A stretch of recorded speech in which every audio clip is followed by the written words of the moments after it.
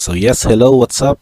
Welcome back for this segment on our standard deck archetypes discussion. And for today's deck feature is another result, which one of the recent regional championship qualifiers, what was done in Davao, here in the Philippines, in Davao Magic Shop. And out of these 34 players that played in the tournament, we have one of these lists in the top 8, which we call this one as the Simic Toxic Deck by Kyle Hammond. So I've seen before as this list as supposed to be one of the, you can call as a trial versions, more of the innovative and archetype specific, but we're looking now at what it has made as a tournament finisher, and what was the card choices that was added aside from what the known information that we had last time. So we divide the creatures on this one, the visual view. We have the playset of the several new toxic decks, the new toxic cards, including the innovation with that of Ivy Glyphal Spell Thief. So we will recap the ability.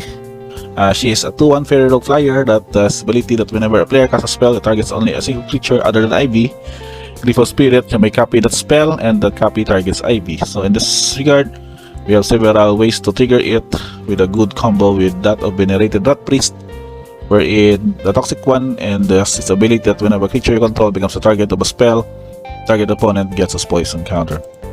So how do this deck work out with this build is that we just basically go with curving out early and have also these creatures that has benefits whenever it's targeted. We have the Storm Chaser Drake, target the spell you control, draw a card, and that in the late game or more of the mid game because of 3-drop Bloated Contaminator with a 3 to cost 4/4 that can trample on Toxic one and deals combat damage to a player you will Profane.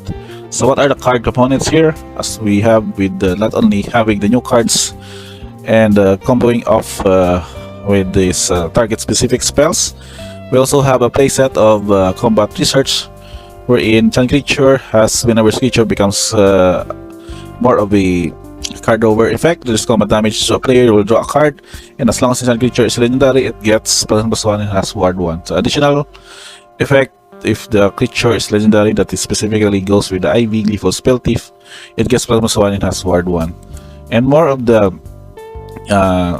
specific instance that was added here in the choices. First off, we have a Tyver's Stand. So this new card from New Phyrexia is just not only having to get your target creature hexproof and indestructible until end of turn, but also gets the pump with your extra mana in the late game that can here also need to deal extra normal combat damage. So along with that, for Tyver's Stand, we also have a similar effect with that of Tamiya's Safekeeping to have the hexproof and indestructible effect, and you will gain 2 life, and also Sleep Out in the back in the version of having your creature facing out. It gets +1 counter and faces out. That means that it will just face, this could not do anything and attack as though they do not exist until the controller's next turn. So in a way that will get your creature pump, but also protecting them from spot removals and also from mass removals for the rest of the turn. And more of the card rows, we also have Experimental Augury. This is also a bonus wherein you will get a bonus Proliferate. The ability looks to be like that of Anticipate. You will look at the top 3 cards of the library, put them one in your hand and the rest on the bottom. But you will have the bonus of Proliferating, which means you will also get to proliferate those poison counters in this deck. And also we have March of Swirling Mist. The Blue March from Kamigawa Neo Dynasty is also having the effect of Slip Out to the back, but the bonus here is that it can also target up to X target creature facing out. And the bonus of having to exile any number of blue cards from your hand, which makes this spell cost 2 mana less to cast for each the card exiled.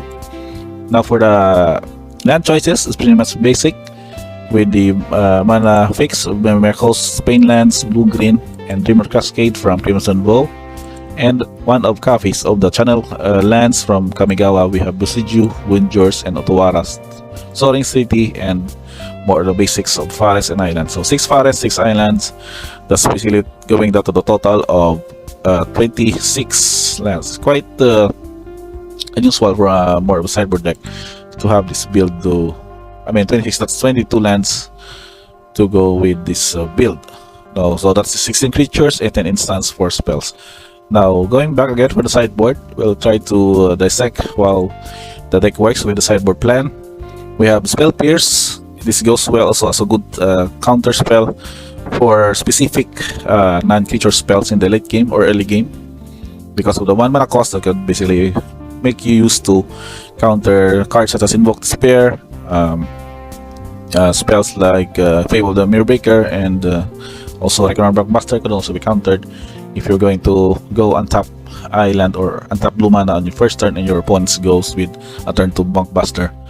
And also protection, witness protection goes with dealing up with a specific creature. For example, we have the Shieldred, the Apocalypse. You can have witness protection to enchant it, becomes a 1/1 legitimate business person, and loses all its abilities. It's basically other effects. Instead of having you to lose life whenever you draw a card, that is basically becomes null and negated with this enchantment aura. Another one is Bring the End.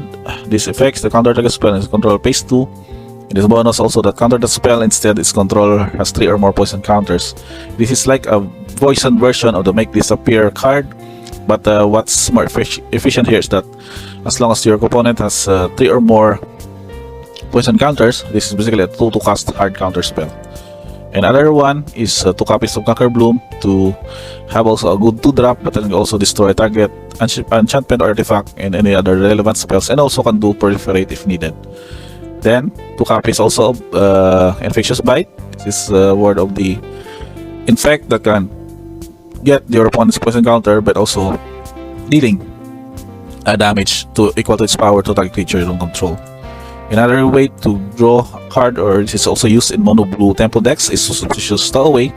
So it can be blocked, it's a 1/1, but whenever it deals combat damage to a player, you will draw a card and discard a card, basically filling up your graveyard, but also fixing up your mana, and maybe discarding those extra lands. And also can turn into Sephering Werewolf, that is more efficient, that will get you to draw a card and also can be blocked at the same time. And last but not the least, 2 copies of Analyzing Sirs.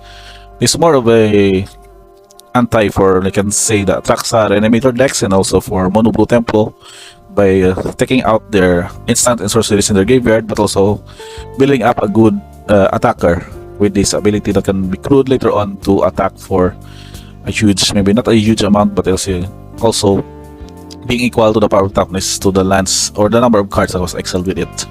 So in terms of sideboarding, this is pretty basic, because you can also just cut out some of the 1-offs of the 4 copies in the main deck, such as Combat Research, Step Out the Back, or Tiber Stand if needed, so as you can also put in these sideboard cards and you can draw them up in needed matchups.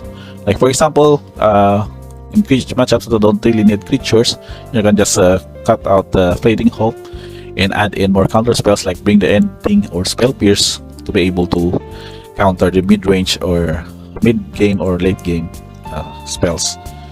So that's pretty much it.